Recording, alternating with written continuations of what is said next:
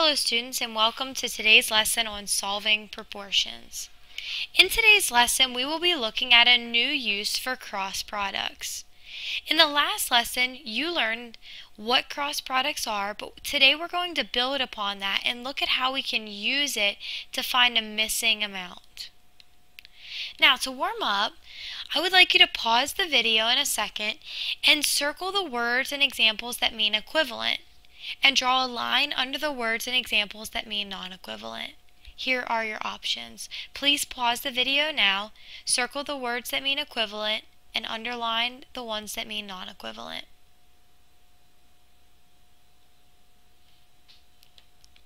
For this warm-up, you should have circled proportional because it is a synonym for equivalent, both of which mean equal in value, and this situation is equal in value because the first ratio tripled would make the second ratio, or it has equal cross products. 8 times 3 makes 24, 24 times 1 makes 24. For non-equivalent, which we were underlining, you should have underlined non-proportional, which is a synonym for non-equivalent, both of which mean not equal in value. And this situation here is not equal in value. If you check the cross products, 7 times 8 makes 56, 10 times 5 makes 50. So their cross products are not equal. Again, warming up, I would like to look at the two ways that we learned to determine if ratios are proportionate or not. The first way is to reduce or enlarge the ratios. We can see right now that if we enlarge the first ratio by 3, 8 strikeouts 3 times would create 24 strikeouts. Similarly, 5 games 3 times would create 15 games. So we could enlarge these ratios to see they are indeed proportionate. We could also use cross products. 8 times 15 is 120. 24 times 5 is 120. So we can see that these ratios have to be equivalent because their cross products are equal. So in our last lesson, we used cross products to decide if two ratios are proportional or not. And we said a statement somewhat like this. If two ratios have equal cross products, then the ratios are equivalent.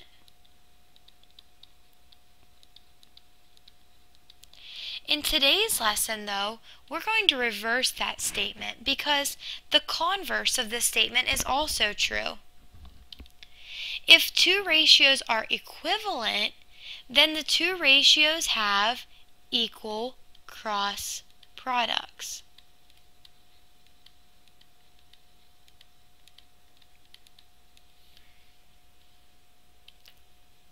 This statement will help us with our second use of cross products, which is to solve for a missing amount. Remember, a missing amount can be called a variable. A variable is a letter that stands for a number that we don't know the value of. In this case, our missing amount is going to be represented by a variable. So here is an example of two equal ratios. We know they're equal because it has an equal sign already in the middle. Remember our statement. If these ratios are equivalent, then their cross products have to be equal. So 12 times 14 is, if we use our calculator, 12 times 14 equals 168. 4 times D, we cannot put this in our calculator because we don't know what D is. So we're just going to write 4 times D. These are touching, so that means it's multiplication. Since these ratios are equivalent, their cross products are equal. This is called a one-step equation because it only takes one step to figure out what that missing value is. Right now we have d times 4. The opposite of multiplying by 4 is to divide by 4. So we will divide by 4 on each side of our equation. 4 divided by 4 makes 1, and 1 times d is just d. This is 1d. And it's equal to 168 divided by 4, which is 42. So the value of our missing amount is 42. Some of you may have been able to see that it's 3 times larger, but in this lesson I want you to practice using the cross product. So I should see this work on your guided notes. Let's try another example. We have an unknown amount to 12 is equal to 5 to 2.4. Since we know these are equivalent, we can look at their cross products to try to figure out this missing amount.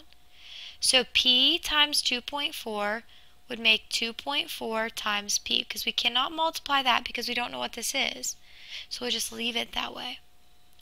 5 times 12 is 60. I know that in my head, but if you wanted to try it on your calculator, you could prove it.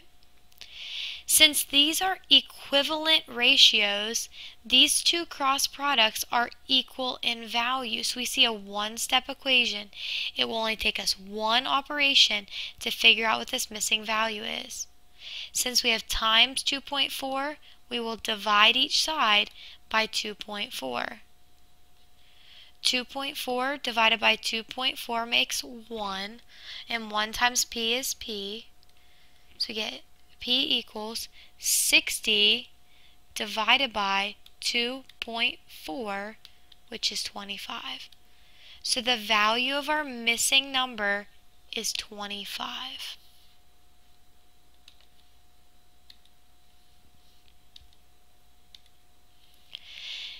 (15) to m is equal to 5 to 7. Again, you may be able to see that this is 3 times more, but I would like to see you practicing your cross multiplication. So 15 times 7 makes 105. You could check it on the calculator if you wanted to. 5 times m makes 5m. So 5m is equal to 105. Since these two ratios were equal, their cross products are also equal. To solve this one-step equation, we must divide each side by the 5. So we'll divide by 5, divide by 5. 5 divided by 5 makes 1, so we get 1 times m, or m, is equal to 105 divided by 5, which is 21. So the missing amount in this ratio is 21. That's the only value that will make this true. This is the example that you will see in your guided notes. You need to pause the video, turn to the practice problems, and practice this problem. Or you can do it at the end of the video, but this is your practice problem. Now let's look at a real-world situation. Remember, the key to solving real-world proportions is that you have to make sure you're consistent in the way that you label your ratios. So let's read this first sentence, which ends with a period, so that tells us it's a fact. A 8-ounce serving of tuna, okay, so the 8 ounce is a measurement of the tuna, provides 24 grams of protein. So that's a fact. 3 ounces is related to 24 grams. Now it says how many grams, which tells me I don't know how many grams. That's going to be my variable. So x grams. Where will I place the grams in my ratio if I'm going to be consistent with this one? I'll put it on the bottom because that's where the grams are. So how many grams? How many grams of protein are in a 10-ounce serving of tuna? So I'll put 10 ounces on the top, since in my first ratio I had 3 ounces on top. I'll cross multiply to figure out how many grams of protein 10 ounces of tuna would have. So 3 times x makes 3x. 10 times 24 makes 240. Since these ratios are equivalent, their cross products are equal in value. So divide each side by 3, divide by 3. 3 divided by 3 makes 1, or 1x. 240 divided by 3 is 80. To restate our answer, a 10-ounce serving of tuna fish would have 80 grams of protein. Let's try another real-world example. In his last 13 times at bat in the Township Baseball League, Santiago got 8 hits. That's a fact. So when he was playing in his last games, he had 13 times at bat and got 8 hits. So we could say he got 8 hits out of 13 times at bat. Continue with the question. If he is at bat 65 times for the season, so where are we going to put 65 times at? On the bottom. So 65 times for the season. How many hits? That tells me I don't know how many hits. So I'm going to put X hits on top. Will he get if his average stays the same? So we can cross multiply to figure this out. So first we'll take 8 times 65. 8 times 65 is 520. X times 13 makes 13x. And since it said his average stays the same, we know that these are equal in value, so the cross products are also equal. To solve, we need to do one step, which is to divide by 13. Since 13 divided 13 makes 1, so we get 1x. If we divide by 13 on this side, we'll divide by 13 on this side. So we get 520 divided by 13 is 40. So that means he would have to get 40 hits in the season to keep his average the same.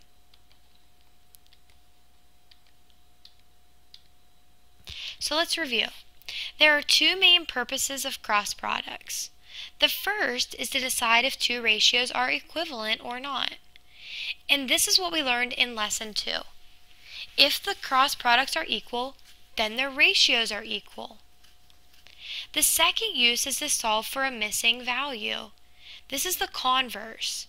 If the ratios are equivalent, then the cross products will be equal. And this will help us solve for the missing value because this allows us to create a one-step equation that can be solved for the unknown amount. Thank you for watching the video. Be sure to do your 2 practice problems at the end.